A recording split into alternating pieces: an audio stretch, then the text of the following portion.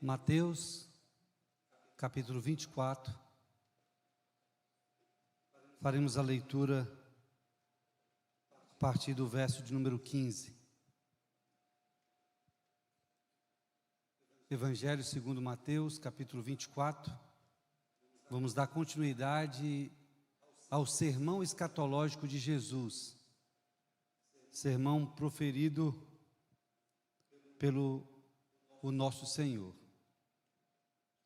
Quando, pois, vocês virem situado no lugar santo o abominável da desolação de que falou o profeta Daniel, quem lê entenda, então os que estiverem na Judéia fujam para os montes. Quem estiver no terraço, não desça para tirar da casa alguma coisa, e quem estiver no campo, não volte atrás para buscar sua capa. Ai das que estiverem grávidas e das que amamentarem naqueles dias. Orem para que a fuga de vocês não aconteça no inverno, nem no sábado, porque nesse tempo haverá grande tribulação, como nunca houve desde o princípio do mundo até agora e nunca jamais haverá. Não tivessem aqueles dias sido abreviados, ninguém seria salvo, mas por causa dos escolhidos, tais dias serão abreviados.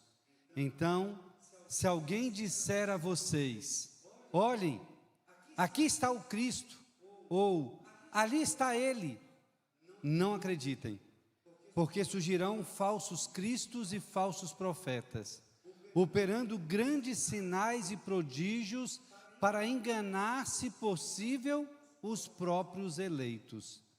Eis que tenho predito isso a vocês. Portanto, se disserem a vocês: eis que ele está no deserto, não vão lá.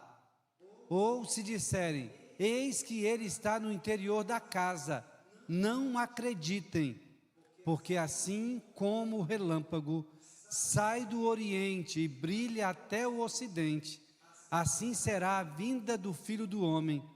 Onde estiver o cadáver, aí se ajuntarão os abutres. Senhor, sabemos que essa palavra é uma palavra muito dura, é um aviso muito pertinente, e que precisamos ouvir com muita atenção, para não viver como nécios, para não viver uma vida na ignorância, para não andarmos de forma dissoluta, para não agirmos como tolos, mas estarmos atentos e especialmente preparados para esse grande dia em que iremos nos encontrar contigo. Que não venhamos apenas ter receio, ou como muitos, medo da grande tribulação, mas que venhamos estar preparados e confiantes naquele que nos elegeu, aquele que nos guarda, aquele que haverá de nos salvar. Assim oramos em nome de Jesus. Amém. Queridos, eu quero refletir com vocês sobre a grande tribulação, mas quero principalmente trazer aos irmãos uma visão de que, ainda que esse momento seja um momento de muita preocupação, nós devemos entender que Deus é soberano e Ele continuará no controle em toda a história da humanidade, em todo o tempo da eternidade. Eu quero pensar com vocês sobre esse tempo de provação. É verdade que vivemos dias de incerteza, crises globais, e muitos se perguntam: será que já é a grande tribulação? Será que já estamos vivendo os últimos dias? Outros temem o futuro apocalíptico e morrem de medo só em pensar nesse grande dia. Enquanto alguns afirmam que, na verdade, ele já aconteceu. O certo é que nós, crentes reformados, aliancistas da ICEA Gama, somos orientados teologicamente não para viver no preterismo, como se toda profecia já tivesse ocorrido, nem no futurismo, como se tudo fosse acontecer apenas lá na frente. Nós devemos olhar para as Escrituras e interpretá-la para que possamos entender a vontade e o propósito de Deus para as nossas vidas. A visão teleológica da Bíblia, ela nos traz verdade que nos prepara para a caminhada cristã.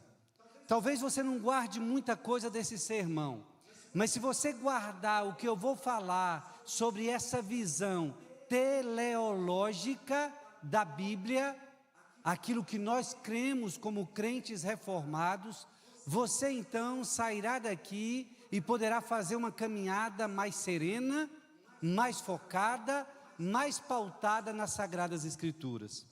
Quando a gente fala numa visão teleológica, nós estamos dizendo, a partir dessa palavra, que no grego telos significa fim, o estudo ou a lógica das últimas coisas. Nós estamos dizendo que nós cremos que a Bíblia é um só livro e que ela aponta para um fim. A Bíblia, um livro único que aponta para uma conclusão. Nós não acreditamos que a história da humanidade vai continuar seguindo sem propósito, sem direção, sem meta, sem um alvo. Nós temos uma história contada pelo próprio Deus que tem um fim já anunciado. Amém, queridos? Pois bem, Deus, diante dessa Bíblia que nos conta uma história teleológica, Ele diz que Ele está no controle. Olhando nessa visão, Deus tem um propósito soberano. Toda a criação, queda e redenção, restauração revelada na Bíblia, está direcionando para a glória de Deus e o cumprimento do plano eterno. Tudo aponta para a glória de Deus. Em segundo lugar, essa visão nos dá a ideia de que Cristo é o centro. O objetivo principal das Escrituras é revelar a pessoa e a obra de Jesus Cristo, como o cumprimento do plano de Deus para salvar e reconciliar todas as coisas consigo. Ela também nos ensina sobre a restauração de todas as coisas.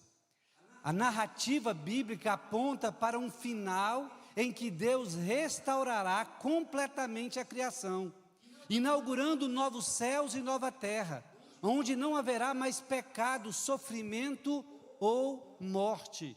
Eu sei que principalmente os jovens e adolescentes são inundados por ideias, principalmente vindo daqueles que têm a natureza quase que como um semideus ou o próprio Deus, de que nós devemos restaurar por completo essa natureza, ainda que tenhamos a responsabilidade de preservar a natureza, preservar o meio ambiente, o meu próximo, ainda que tenhamos todas essas responsabilidades, a restauração plena e completa será feita pelo próprio Deus. Conforme Romanos nos diz que essa criação geme aguardando o dia da redenção. E por fim, essa visão teleológica, ela afirma a missão da igreja. A visão nos traz a certeza e enfatiza o papel da igreja como participante do propósito divino, sendo chamado para proclamar o Evangelho, viver em obediência a Deus até que o plano final se complete. Para os mais experientes, eu gostaria de chamar a sua atenção para olhar o texto bíblico com muita serenidade. Talvez alguns filmes que ouvimos falar ou que assistimos pode ter trago alguma visão equivocada sobre o Deus soberano que controla a sua história, a minha história, a história do seu povo. Para os mais novos, que de repente não tenham ouvido falar sobre isso, talvez seja mais fácil entender o que Deus quer dizer com a grande tribulação, especialmente no texto de Mateus 24. Aqui, queridos, nós precisamos entender qual o significado dessa grande tribulação. A grande tribulação precisa ser definida dentro do contexto histórico que ela está inserida. O verso 21, 22 do capítulo 24 diz: porque nesse tempo haverá grande tribulação, como desde o princípio do mundo até agora não tem havido nem jamais haverá.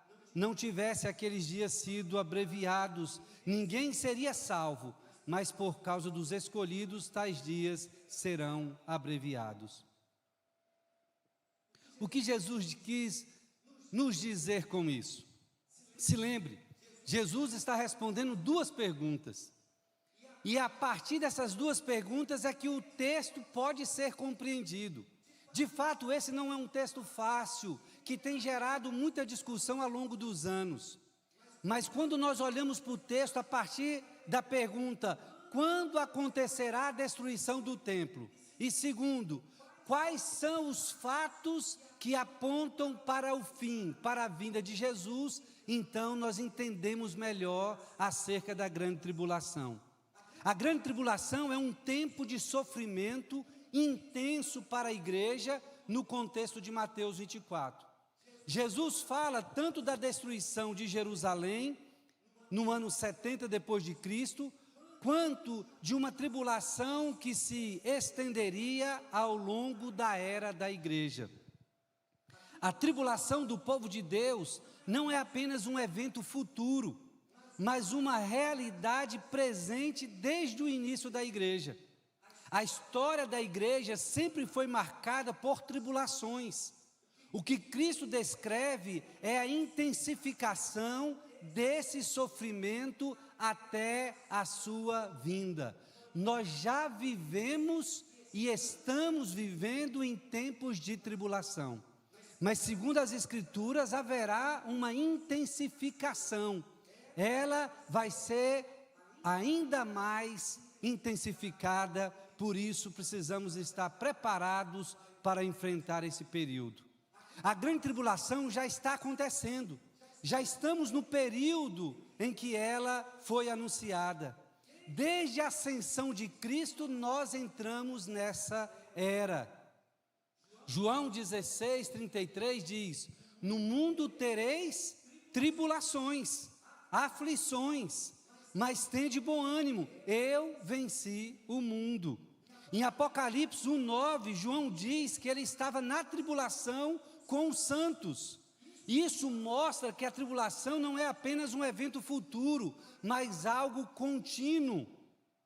A aplicação para nós é que não devemos esperar uma tribulação futura para nos prepararmos. A tribulação já está aqui. Devemos ser vigilantes e perseverantes hoje. E muitos nos nossos dias têm abandonado o caminho da fé. O caminho da fé. Por causa de tribulações. A abominação e desolação, o seu significado teológico para nós. Em Mateus 24:15, ele diz: quando, pois, virdes no lugar santo a abominação da desolação, de que falou o profeta Daniel, quem lê, entenda. A profecia de Daniel, no contexto histórico de Daniel 9:27, 11:31, 12:11, fala sobre um tempo em que o santuário de Deus seria profanado. E isso aconteceu em 168 a.C.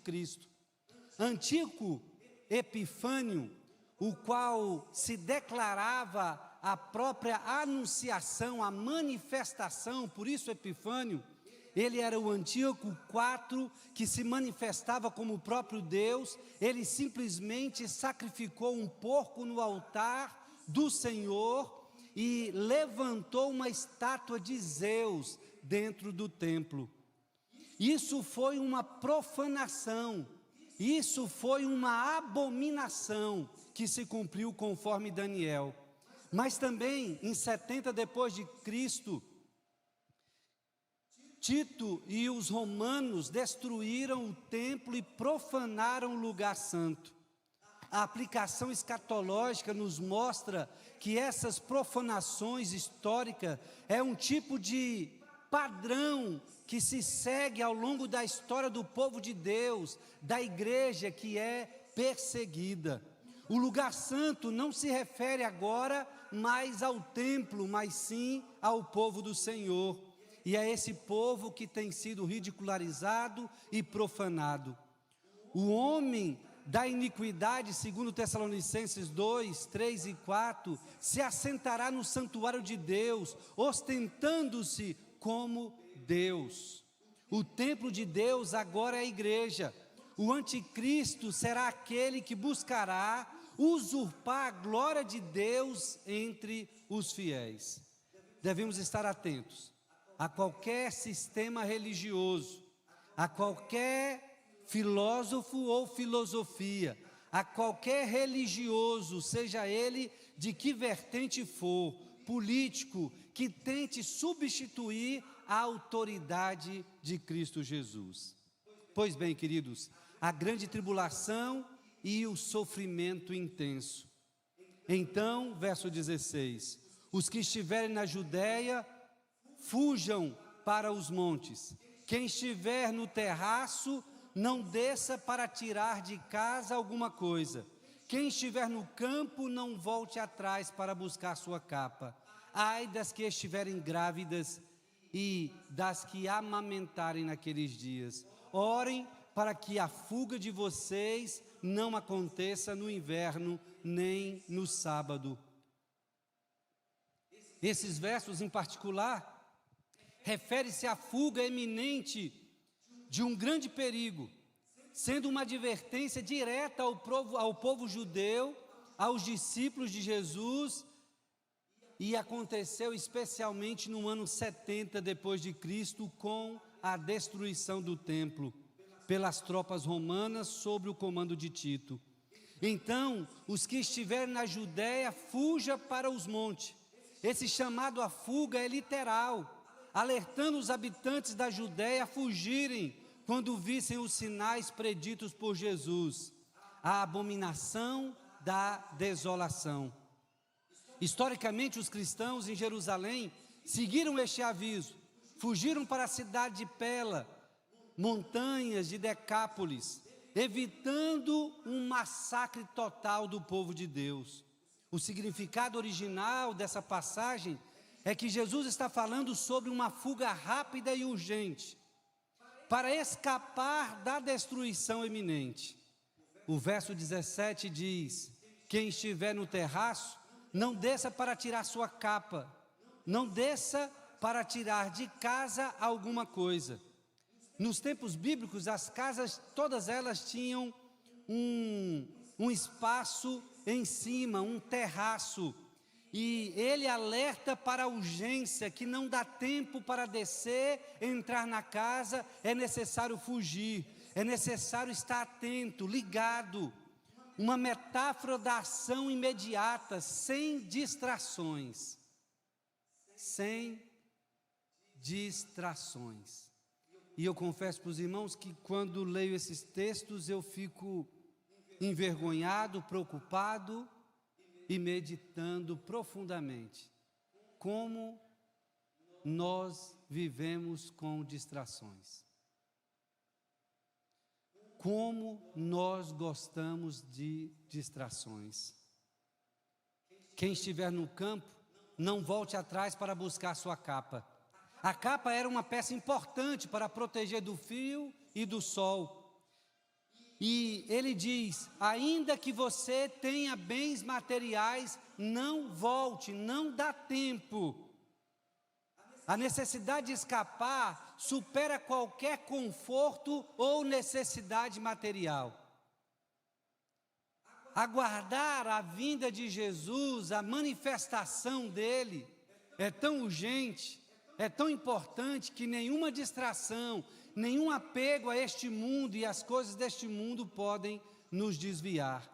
Ai das que estiverem grávidas e das que amamentarem.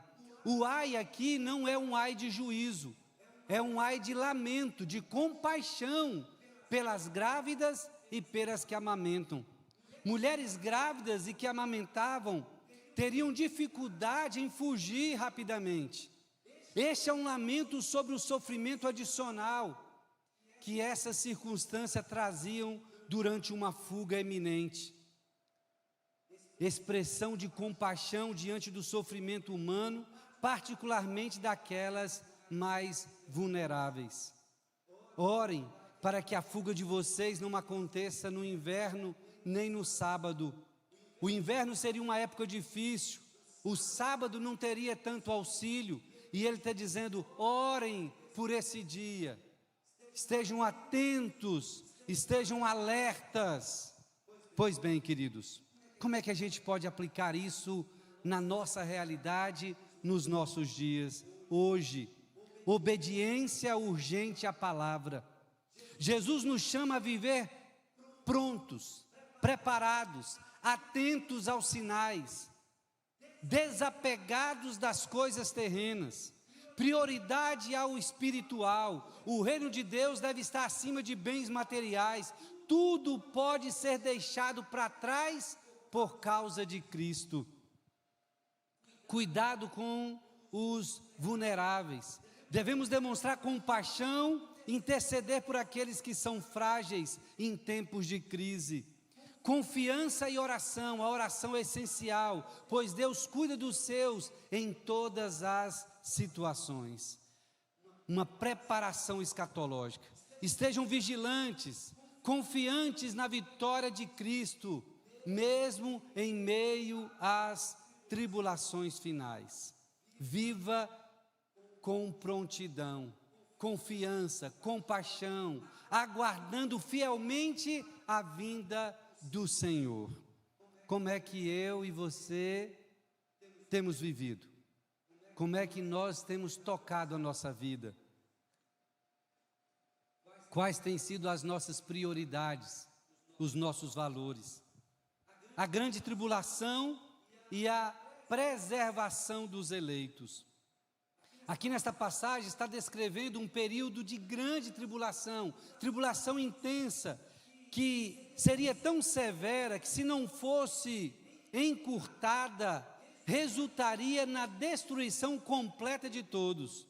No contexto imediato, isso pode estar se referindo e sendo aplicado à destruição de Jerusalém, mas também aponta para eventos escatológicos futuros, relacionados ao fim dos tempos, em que Deus abreviará o sofrimento, vai encurtar esse tempo de tribulação para preservar os seus. O texto diz: se tivessem aqueles dias sido abreviados, se não tivessem sido abreviados.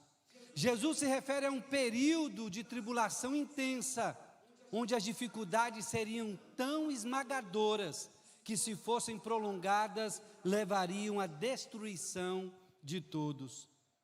A expressão reflete a gravidade da calamidade que está por vir, demonstrando que Deus vai intervir para proteger os escolhidos.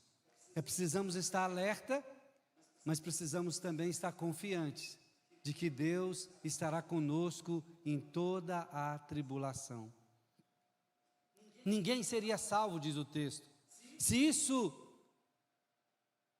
não significasse uma intervenção divina. Deus vai intervir para proteger os seus.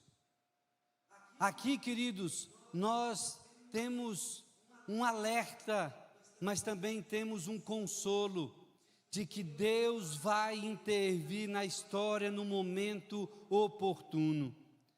Destaca a magnitude do juízo e a necessidade de uma ação divina para poupar a vida daqueles que estarão no momento dessa intensificação da tribulação.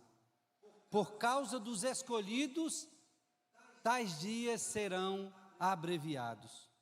Escolhidos aqui são os eleitos, o povo de Deus, aqueles que Ele predestinou para a salvação, segundo Efésios 1, de 4 a 5.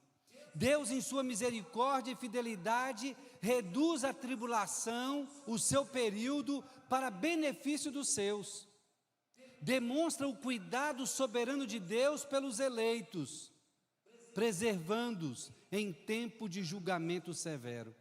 A garantia da preservação dos eleitos.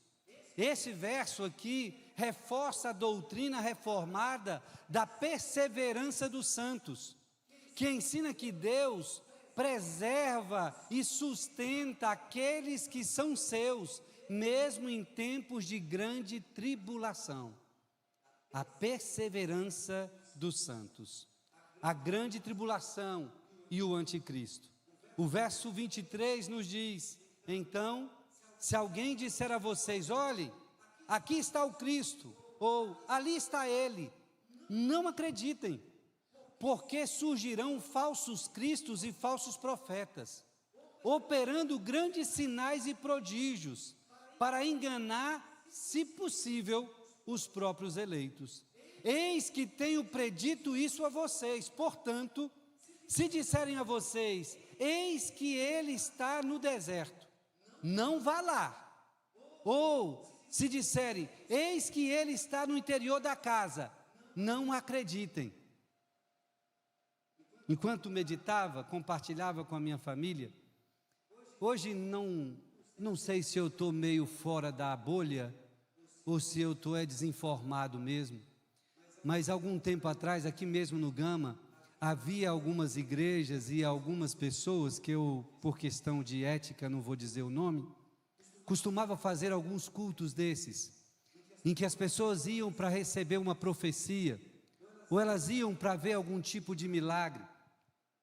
Aqui parece que vai ser ainda algo mais relevante. As pessoas vão dizer assim, Jesus Cristo está lá no Marajó, e vai todo mundo pegar um barco 12 horas até os ribeirinhos para ver o falso Cristo. Eles vão, Jesus está em Barra do Corda, todo mundo vai entrar nos seus carros e correr para Barra do Corda, e chegar lá, o máximo que vão ver é o Rio Corda. As pessoas vão ouvir que Cristo está aqui ou está ali, e elas vão correr. Primeiro porque esse anticristo ou os anticristos vão fazer grandes sinais e maravilhas.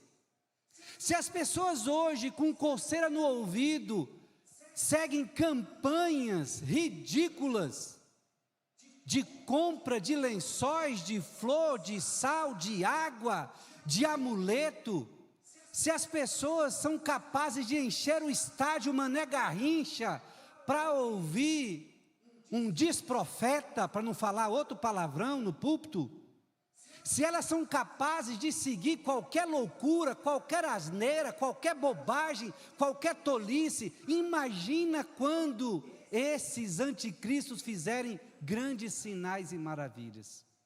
Mas Jesus está te dizendo, e está me dizendo, não vá, não fique animado, não se empolgue.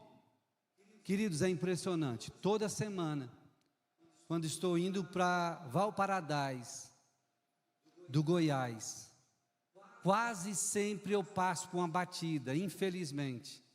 A única coisa que não é pior do que a crise, porque já é triste para aqueles que vêm, é que normalmente é sentido plano. E o que faz a pista parar e o engarrafamento ser de minutos e horas, não são as batidas. São quem? Os curiosos. Se as pessoas têm curiosidade tamanha, sabendo que lá está a polícia, lá está o bombeiro, lá está o Detran, ele não é bombeiro, nem polícia, nem nada, nem é parente dele, e ele então reduz para, olha, e alguns quer até fotografar. A curiosidade, o interesse por grandes eventos, por grandes notícias, vão levar muitos, só não os eleitos. Porque os eleitos, esses têm o Espírito Santo e não se deixam levar por qualquer coisa, não. Jesus alerta que rumores sobre a localização do Messias no deserto, em lugares específicos, são falsas. Não devemos acreditar em anúncios sensacionalistas sobre a vinda de Cristo. Falsos cristos, no verso 24, profetas realizarão sinais impressionantes para enganar, se possível, até os eleitos. Os milagres não garantem autenticidade. Discernimento é essencial. Ei, olhe para cá. Milagre não garante autenticidade. Se amanhã, porventura, o nosso pastor presidente quiser fazer paletó voar aqui e dizer que agora ele é pai apóstolo, nós vamos segurá-lo com muito carinho e interná-lo. Mas nunca, jamais, por causa de qualquer sinal que contraria as Sagradas Escrituras, nós podemos dar ibope, dar atenção. Nós vimos no carro e vimos um nome chamado sobrenatural. E conversávamos dizendo, poxa, deve ser difícil para o pastor dessa igreja, porque é necessário todo domingo ter algo sobrenatural. Porque o povo vai lá para ver o sobrenatural. Está no nome, está na fachada. E alguns agora colocam em inglês. Gente, guardadas as devidas proporções, pessoa tem que ser muito boba para no Brasil, que fala português, ir num lugar que tem um nome em inglês que fala português no púlpito. Mas o pior não é isso, o pior é que nós estamos sendo avisados. E a Bíblia diz que muitos serão enganados, por causa desse comichão, por causa dessa curiosidade, para poder ver o sobrenatural. Jesus lembra que está advertindo com antecedência, antecipadamente. No verso 25. Este é um alerta que visa preparar os discípulos para o engano espiritual que virá. No verso 26, se disserem que Cristo está em um lugar específico, não acredite. A verdadeira vinda de Cristo será universal e inconfundível. Vocês entenderam? Quando Jesus aparecer, presta atenção, todo olho verá. Eu não quero entrar em questões de conceitos teológicos, mas esse você precisa pelo menos considerar que não tem base bíblica nenhuma de uma vinda que ninguém vai ver. Ore, pense, estude, depois converse com os pastores. Mas Jesus, quando voltar, diz a Bíblia que será inconfundível, será visto por todos, em todos os lugares. A essência aqui é que Jesus exorta a vigilância e ao discernimento, rejeitando falsos ensinos, sinais enganosos, segundo a segunda vinda será evidente para todos, não limitada. Todos o verão. Queridos, o papel do anticristo, o chamado espírito do erro, é enganar, é confundir, é se passar por Cristo, ou ensinar sobre Cristo de forma equivocada, indevida, distante das Sagradas Escrituras. Apocalipse 12:17 diz que o dragão ficou irado contra a mulher e foi fazer guerra ao restante da sua descendência. E os que guardam os mandamentos de Deus têm o testemunho de Jesus. Guarde o testemunho do próprio Cristo em Mateus 24, Lucas e Marcos. Atos 14, 22 diz: é necessário que passemos por muitas tribulações para entrarmos no reino de Deus. Aguarde, não se apresse. Quando Jesus virá, você verá, se estiver vivo. Se não tiver, você já vai estar no céu. Porque crente reformado da aliança da ICEA Gama não fica dormindo não, tá? Quem dorme são os católicos. Nós, quando morrermos, vamos estar com Deus nos céus, aguardando o dia da transformação do corpo. Queridos, 1 João 2,18 diz: filhinhos, é a última hora, e como ouviste que vem o anticristo, já muitos anticristos têm surgido. O espírito do anticristo opera ao longo da história, em qualquer sistema que exalte o homem acima de Deus. São muitos anticristos que têm surgido. Não precisa fazer nenhum estudo, nenhuma matemática para depois chegar na conclusão de que é o Trump, ou foi Hitler, ou é qualquer um outro, Putin, ou qualquer um outro que você imagine, que vai ser presidente da ONU. É impressionante como as pessoas gostam de sensacionalismo. Há quem consegue ganhar muito dinheiro com alguns programas, alguns filmes, baseado em mensagem subliminar, que só quem consegue descobrir vai saber. Cristo está dizendo: ei, preste atenção, quando falarem que sou eu, se você não viu e não tem certeza, não acredite, porque quando aparecer, todos verão e reconhecerão. Amém, queridos? Não devemos esperar um governo mundial específico para reconhecer a obra do anticristo. Qualquer sistema que negue a soberania de Cristo já está operando como um anticristo. Por fim, como devemos viver diante da grande tribulação? Jesus está aqui trazendo um contraste. A sua vinda com as falsas declarações de falsos messias, que surgirão muitos efeitos, que levarão muitos. Ele afirma que a sua vinda será inconfundível, pública, visível para todos, como brilha um relâmpago que corta o céu. Eu não sei quantos tiveram a experiência de estar pescando e vir uma tempestade. Não vou dizer quem eram os pescadores, nem se eu estava no meio ou não, mas com a ausência do Google e do IA, a sugestão de 2 dos 3 foi: vamos para a água, porque está relampegando muito, está trovejando muito, então vamos ficar na água para nos proteger.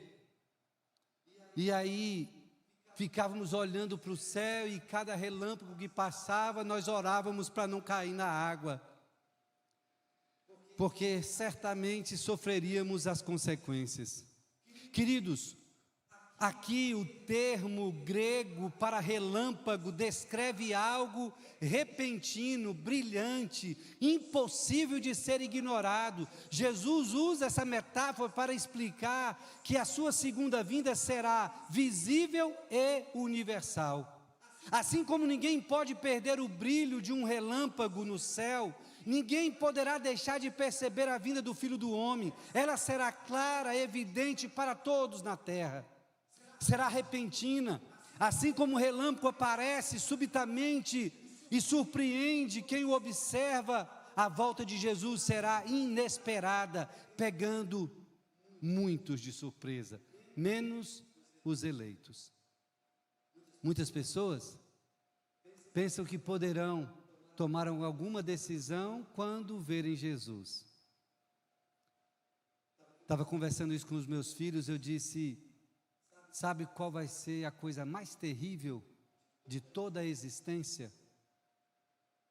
Não é esses absurdos que acontecem nos nossos dias. A coisa mais terrível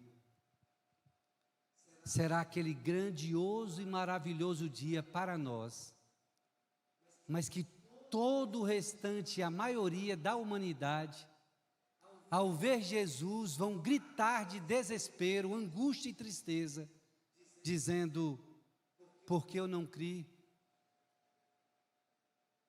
Por que eu não acreditei nos meus pais, nos meus amigos, nos meus irmãos e na Bíblia? Por que eu achei que era uma história qualquer? Eu não achei que seria verdade. Aí será tarde demais. Essa volta será poderosa. A imagem de um relâmpago também comunica poder, autoridade, majestade, apontando para o fato de que Cristo virá como o rei para estabelecer plenamente o seu reinado. Queridos, em Mateus 24, de 23 a 27, Jesus alerta contra falsos cristos, enfatiza a sua vinda, será visível, inconfundível. Não se deixe enganar e não viva uma vida profana. Não viva uma vida mundana. Não viva uma vida qualquer. Viva na expectativa de se encontrar com Jesus Cristo de Nazaré. 2 Timóteo 4, 3 a 4 diz, virá o tempo em que não suportarão a sã doutrina, mas tendo comichão nos ouvidos, não vão querer mais ouvir o Evangelho, só piada. Como faz sucesso os bacana que vão para os Estados Unidos, e recebe oferta em real dos coitados que ficam no Brasil para contar piada no Instagram e no TikTok. Pastores respondendo perguntas ridículas de gente que não tem o que fazer, fazendo piada e graça para um povo que não tem discernimento nenhum das Sagradas Escrituras. Hoje vemos pregadores prometendo o céu na terra, mas a Bíblia nos ensina a perseverar na tribulação. Perseverem na fé, pois os dias serão abreviados por causa da intensidade da tribulação. Por causa dos escolhidos, aqueles dias serão abreviados. Deus não permitirá que os seus filhos sejam destruídos. Aguarde a volta de Cristo com esperança, clamando, orando, confiando, dizendo, ora vem, Senhor Jesus. A tribulação não é o fim. Cristo retornará e trará justiça e condenação. Não vivamos com medo, mas com confiança na soberania de Deus. A vitória de Cristo sobre a tribulação. Onde estiver o cadáver, aí se ajuntarão os abutres. Aqui, queridos, o contexto dessa ideia é de juízo.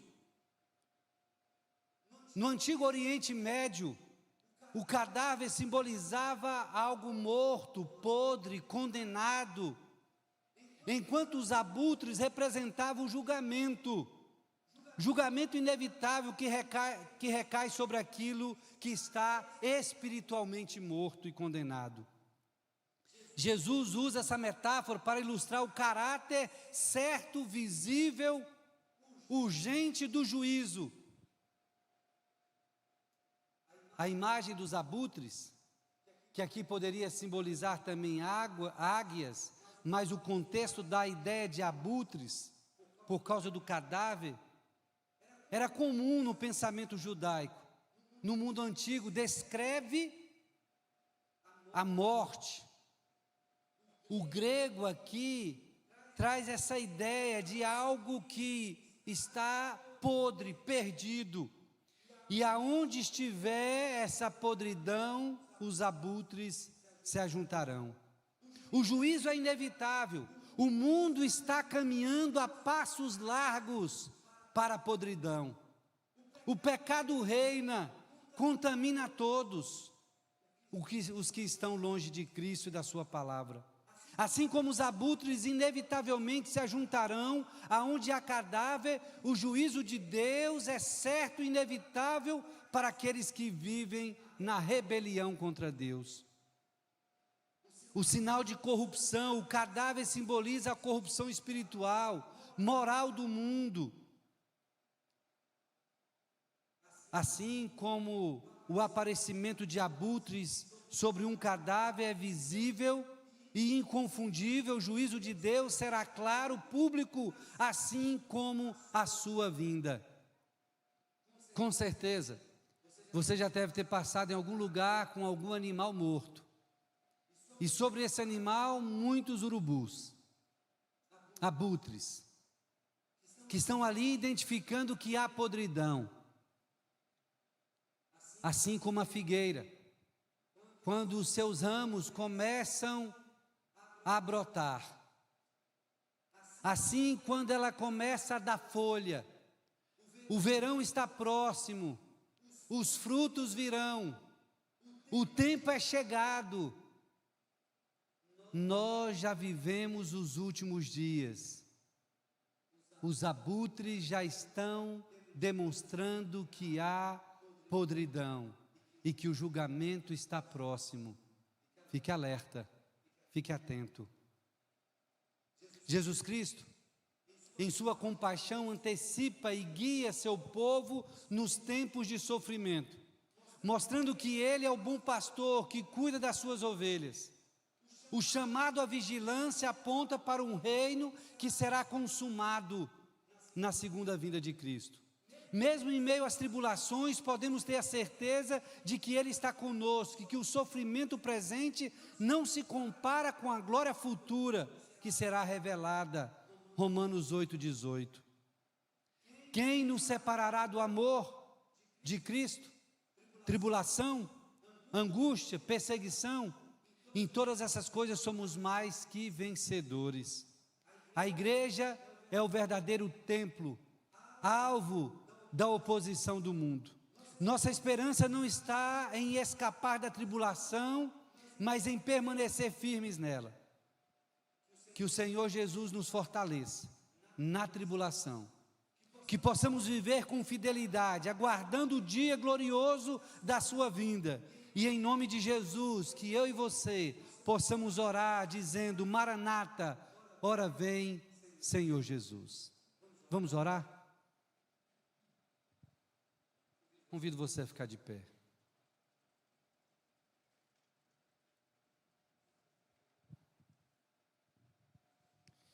Vamos orar ao Senhor. Pai, nós te agradecemos por tua palavra. É a palavra que traz de forma muito clara o que irá acontecer. Apesar de que acabamos de ouvir sobre guerra, destruição, sobre todos esses sinais que acontecerão e já estão acontecendo no princípio das dores, essa palavra para o teu povo é uma palavra de esperança, é uma palavra de incentivo, é uma palavra de encorajamento à perseverança, ao amor ao Senhor, ao teu reino, ao uso dos nossos dons e talentos. Senhor, certamente nós estaremos diante do Senhor. Não sabemos se o Senhor ainda nos encontrará vivos, mas certamente se esse momento não chegar para cada um de nós, iremos ao encontro do Senhor. Se o Senhor não vier, nós iremos. Essa é a convicção que temos. Por isso nós queremos entregar o teu povo. São realmente muitas as distrações que nos cercam. São muitas as tentativas da nossa carne, da nossa própria mente, do nosso próprio coração, de nos distanciar, de tirar o foco daquilo que realmente o Senhor tem falado na tua palavra e tem nos alertado. Ajuda-nos, Senhor, nas nossas escolhas diárias. Ajuda-nos, Senhor, diante daquilo que iremos investir o nosso tempo, os nossos recursos, naquilo que iremos passar a nossa vida perseguindo como um objetivo. Nós clamamos ao Senhor por discernimento, clamamos ao Senhor para que o nosso foco, a nossa mente, o nosso coração esteja nas coisas lá do alto, para que diante, Pai, das escolhas, possamos escolher aquilo que é eterno, aquilo que trará um impacto na nossa vida e na vida das pessoas que estão ao nosso redor. Não nos permita perder tempo com discussões ou com situações, Senhor, que são extremamente irrelevantes para a nossa fé, para a salvação do perdido, para testemunhar acerca de Cristo e da salvação que temos no Senhor. Mas que o Teu Espírito Santo dê sabedoria ao Teu povo, para que a cada dia possamos ter a convicção do que o Senhor tem nos ensinado, e isso possa mudar completamente a filosofia de vida de cada um de nós. Nós te pedimos, Pai, em nome do Teu Filho amado é que oramos. Amém.